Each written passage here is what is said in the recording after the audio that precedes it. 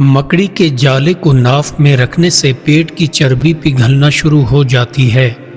آگ کی راکھ کو دانتوں پر مسلنے سے دانت دودھ جیسے سفید ہو جاتے ہیں۔ نہار منہ تل کھانے سے انسان کے بدن پر تل کے نشانات مدھم پڑ جاتے ہیں۔ بانس کے پانی کو سر پر ڈالنے سے رکی ہوئی قد بڑھنا شروع ہو جاتی ہے۔ رکی ہوئی قد بڑھنا شروع ہو جاتی ہے۔ زیادہ گرم پانی سے نہانے سے انسان کے بدن پر داغ بننا شروع ہو جاتے ہیں۔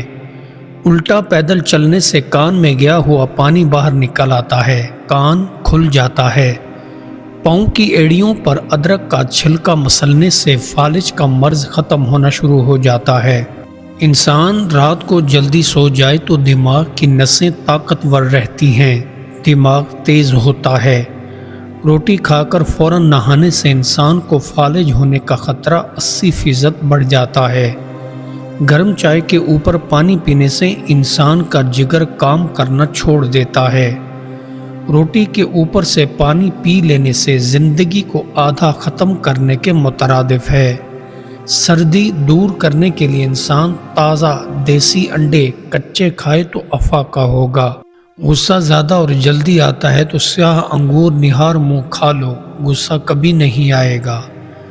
جو افراد اکثر مسکراتے رہتے ہیں ان کا دماغ انتہائی تیز ترار ہوتا ہے۔ نہار منہ صبح سویرے نیم گرم پانی کے 3 گلاس پینے سے انسان کی جوانی بڑھ جاتی ہے۔ کھانا کھا کر فوراً سو جانے سے انسان پر بڑھاپا بہت تیزی سے بھاگ کر آتا ہے۔ پاؤں کے ناخنوں کی شکل بگڑ جانا یادداشت کم ہونے کی بڑی نشانی ہے۔ مچھلی کو بھون کر کھانے سے انسان کی یادداشت کبھی بھی کمزور نہیں ہوتی ہے۔ کڑوی چیزیں کھانے سے انسان کو ہمیشہ صحت ہی ملتی ہے، بیماری نہیں۔ سر پر کیلے کا چھلکا چڑھا کر سونے سے انسان کو نیند سکون کی آتی ہے۔ سونف کھا کر سونے سے انسان کو کبھی بھی برے اور خوفناک خواب نہیں آتے۔ نہار منہ لیمو چاٹنے سے انسان کا کبھی معدہ خراب نہیں ہوتا ہے۔ معدے میں گرمی ہو گئی ہے تو املی کا شربت اور تخم بالنگا کھانا شروع کر دو۔ دانتوں میں کیڑا لگ جائے تو دودھ میں کاجو ڈال کر کھاؤ، کیڑا نکل جائے گا۔ ہاتھوں کے ناخن کو دانتوں سے کاٹنے سے انسان کی عقل کم ہونا شروع ہو جاتی ہے۔ آہستگی سے کام کرنے والا کامیابی کے لائق اور مخلص قبولیت دعا کا سزاوار ہے۔ سب سے زیادہ کامیابی کی صورت اس معاملہ میں متصور ہے جس میں اولن سے آخر تک رازداری سے کام لیا جائے۔ اللہ تعالی ہماری نیت اور محبت کو دیکھتا ہے، جس کو اس سے سچی محبت ہوتی ہے اسے خوب نوازتا ہے اور اتنا نوازتا ہے کہ اپنی رحمت و کرم کی جھولی میں لے لیتا ہے۔ جو انسان اپنی روح سے واقف ہو جاتا ہے اس کے سارے فاصلے سمٹ کر رہ جاتے ہیں۔ زاہد مرشد کامل سے چلتا ہے اور عارف اڑتا ہے، اور اڑنے میں ہفتوں کا فاصلہ گھنٹوں میں طے ہو جاتا ہے۔ بے صبری مصیبت میں کبھی بھی کمی نہیں لاتی بلکہ اس سے مصیبت میں اضافہ ہوتا ہے۔ اللہ تعالیٰ کا شکر ادا کرتے رہنے سے دلی تسکین حاصل ہوتی ہے اور اللہ تعالیٰ کی رضا و خوشنودی ملتی ہے۔ مصیبت اور مشکلوں کے وقت کو گزارنے کے لیے دولت جمع کرنی چاہیے۔ دولت سے عورت کی حفاظت کرنی چاہیے۔ دولت اور عورت سے اپنی حفاظت ہر وقت لازم ہے۔ مبارک ہیں وہ لوگ جو دھیان لگانے کے لیے پہاڑوں اور جنگلوں میں جاتے ہیں۔ ان کے چہرے پر سے ڈھلکے ہوئے آنسو پرندے پیتے اور بے خوف ہو کر ان کی گود میں بیٹھتے ہیں۔ اگر لوگوں کو آپ کے بارے غلط فہمی ہے تو آپ فکر نہ کریں، آپ کی آواز تو وہ سنتے ہیں لیکن ان کے دماغ جو بات گزرتی ہے وہ ان کے اپنے خیالات ہوتے ہیں۔ شہری آبادیوں کی افزائش کا مطلب زیادہ سے زیادہ برائی کا اکٹھا ہونا ہے۔ افراد کی طرح تہذیبیں بھی نقطۂ عروج کو پہنچتی ہیں اور پھر زوال پذیر ہو جاتی ہیں۔ شب بیداری نیند کو اور لذیذ بنا دیتی ہے اور بھوک غذا کو خوش مزہ بنا دیتی ہے، اور اللہ کی عبادت روح کو تسکین اور آرام پہنچا دیتی ہے۔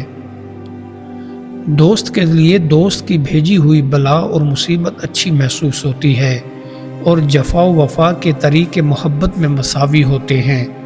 جب محبت حاصل ہو تو وفا جفا کی طرح اور جفا وفا کی طرح ہوتی ہے۔ جب تک پوری تحقیق نہ کر لو کسی کو برا کہنے کا دعویٰ نہ کرو۔ اگر اللہ نے تجھے بادشاہ نہیں بنایا تو ریا بن کر زندگی گزار۔ کشتی چلانی نہیں آتی تو ملاح بننے کی کوشش مت کر۔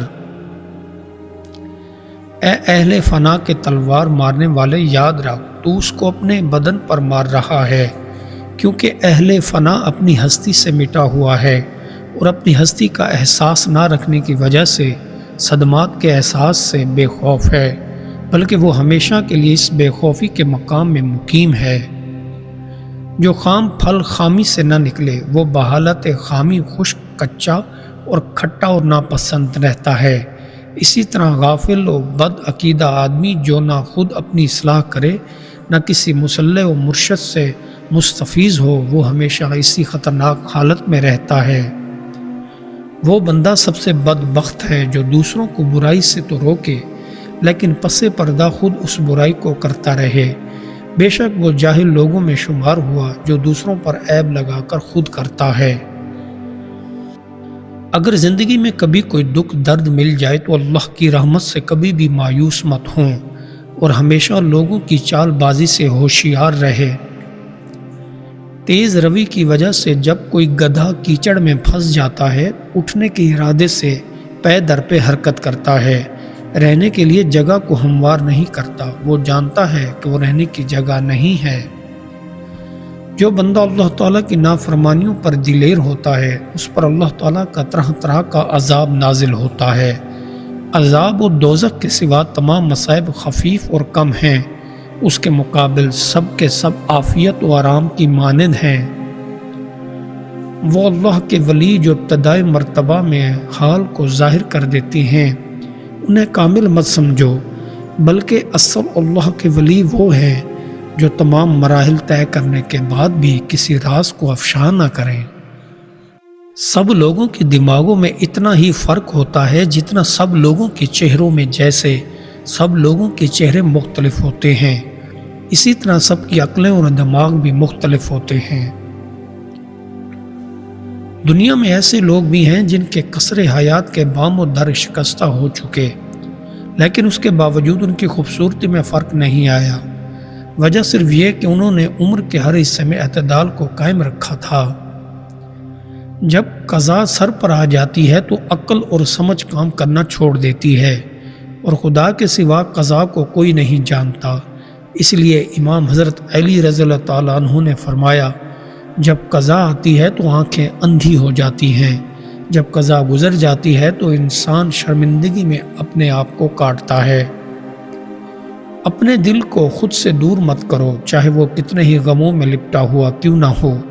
یاد رکھو خدا اپنے خزانے ٹوٹے ہوئے دلوں میں رکھتا ہے۔ روٹی کھاتے وقت لقمے میں سے بال نکل آئے تو یہ جلد دولت آنے کی بڑی نشانی ہوتی ہے۔ تمہارے پاس اصلی پونجی دو چیزیں ہیں، تمہارا دل اور تمہارا وقت، لیکن تم دل گمانوں میں مصروف ہو اور وقت بیکار کاموں میں ضائع کرتے ہو۔ چنانچہ جس کی پونجی میں گھاٹا پڑ جائے اسے نفع کیا ہوگا۔ میں اس حقیقت کو تسلیم کرتا ہوں کہ سوچیں بھی اشیاء کی مانند ہوتی ہیں، وہ جسم رکھتی ہیں، سانس بھی لیتی ہیں اور پرواز کے لیے بھی پر بھی رکھتی ہیں، اور جب وہ پرواز کرتی ہیں تب وہ دنیا کو اچھے یا برے نتائج سے بار آور کرتی ہیں۔ حضرت ابو سلیمان کی وفات کے قریب لوگوں نے آپ سے کہا، کچھ خوشخبری دیجیے، کیونکہ آپ ایسے اللہ کے ہاں جاتے ہیں جو غفور ہے۔ فرمایا، میں ایسے اللہ کی خدمت میں جاتا ہوں جو گناہ صغیرہ کا حساب لیتا ہے اور گناہ کبیرہ پر عذاب کرتا ہے۔ یہ فرما کر انتقال کر گئے۔ دنیا کے مزدوروں کا صرف ایک ہی مطالبہ ہے جو کہ نہایت سچا اور انصاف پر مبنی ہے کہ ان کی محنت شاقہ کی پوری کمائی ان کے حوالے کر دی جائے۔ طالب کی ریاضت ایسی ہے جیسے زمین پودے کی جڑوں کو اپنی چھاتی کے اندر کھینچ کر رکھتی ہیں، اور شیخ کی توجہ ایسی ہے جیسے مالی پودے کو پانی دیتا ہے۔ دونوں چیزوں ہوں تو ترقی ہوتی ہے۔ کام کرنے سے راستہ کھلتا ہے، اس انتظار میں نہ رہے کہ پہلے سے راستہ نظر آئے تو آگے قدم رکھے۔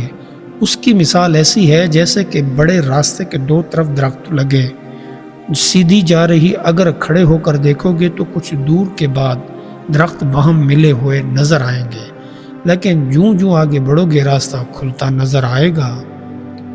شیطان اس لحاظ سے بڑا عقل مند ہے کہ بڑے بڑے عقل مندوں کو بے وقوفوں بنا دیتا ہے۔ جب مسلمان کو اخلاص اور توکل کے دو پر لگ جاتے ہیں تو پھر وہ روحانیت کے آسمان پر اڑنے لگتا ہے۔ جوانی مستقبل کے اندیشوں کا دوسرا نام ہے، چنانچہ نوجوانوں کو حال کی کوئی فکر نہیں ہوتی۔ بوڑھا آدمی مستقبل کے اندیشوں سے تو محفوظ ہو جاتا ہے مگر حال کی فکر میں بدحال ہو جاتا ہے۔ فکر مستقبل یعنی انجام ہستی۔ انسان جب بھی کوئی کام کرتا ہے تو پہلے اس کے نتیجے کو سوچتا ہے، یہ اس کی فطرت کی آواز ہوتی ہے۔ ہم نیا انسان کو اس قدر جانا کہ الہی کائنات میں آخری سرحد پر اس کا مقام ہے۔ تعلیم برداشت سکھاتی ہے اور برداشت امن کی طرف پہلا قدم ہے۔ ماضی کی طرف دیکھے بغیر حال کے راستے پر مستقبل کی سمت سر پٹ دوڑنا ایسے ہی ہے جیسے آنکھوں پر پٹی باندھ کر بازار میں چلنا۔ اپنے بھائی بہن کو دینے سے اگر بیوی کو ناراضگی ہوتی ہو تو بیوی پر ظاہر نہ کرے، چھپا کر دینا چاہیے اور یوں کہہ دے کہ کسی کار خیر میں اتنی ہی رقم خرچ کی۔ اسی طرح کام بھی چلتا ہے اور بیوی کی دل جوئی بھی رہتی